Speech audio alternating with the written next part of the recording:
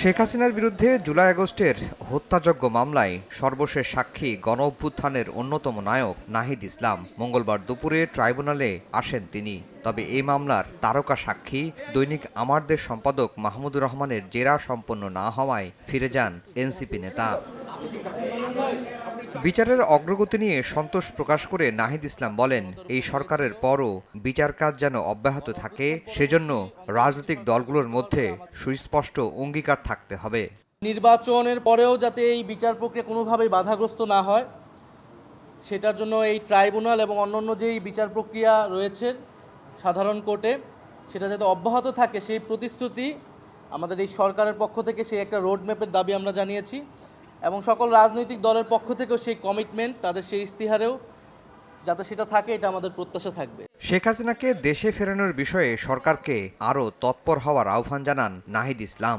চায়ের সাথে সবাই খোঁজে প্রিয় দোস্ত, শুধুমাত্র প্রাণ টোস্ট। আমার দোস্ত প্রাণ টোস্ট। কূটনৈতিক এবং রাজনৈতিকভাবেই সরকার এবং আন্তর্জাতিক জনমত তৈরি করে সরকারকে এই দিকে এগোতে হবে এবং এই মামলার যদি রায় হয়ে যায় তারপরে আসলে আর কোনো অপশন থাকবে না, তাকে ফিরিয়ে এনে শাস্তি প্রদান করাই এই সরকার এবং যে কোনো সরকারের জন্য এটা একটা নৈতিক এবং আইনি দায়িত্ব থাকবে। এদিন জবানবন্দি শেষ করেন মাহমুদুর রহমান। সাক্ষ্যে তিনি বলেন, ফ্যাসিস্ট আওয়ামী দুঃশাসনের বিচার হলে ভবিষ্যৎ সরকারগুলোও সতর্ক হবে। শেখ হাসিনাও একজন ছোটখাটো হিটলার ছিলেন। হিটলারের মতো ক্ষমতা তার ছিল না, কিন্তু মানসিকতায় তিনি হিটলারকে ছাড়িয়ে গিয়েছিলেন। হিটলার কোনোদিন বলে নাই হত্যা করো এবং লাশ গুম করে ফেলো। হিটলারও করেছে, হিটলার তার মেকানিজম দিয়ে হলোকস্ট চালিয়েছে, কিন্তু এভাবে সরাসরি নির্দেশ দেয়া কাউকে যে হত্যা করে লাশ গুম করে দাও, এটা হিটলারও কাউকে বলে নাই।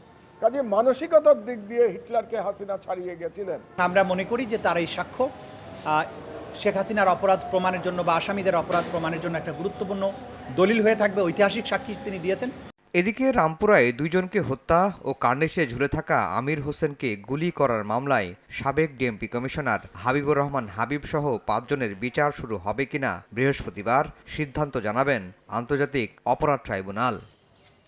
আফজাল হোসেন, সময় সংবাদ, ঢাকা।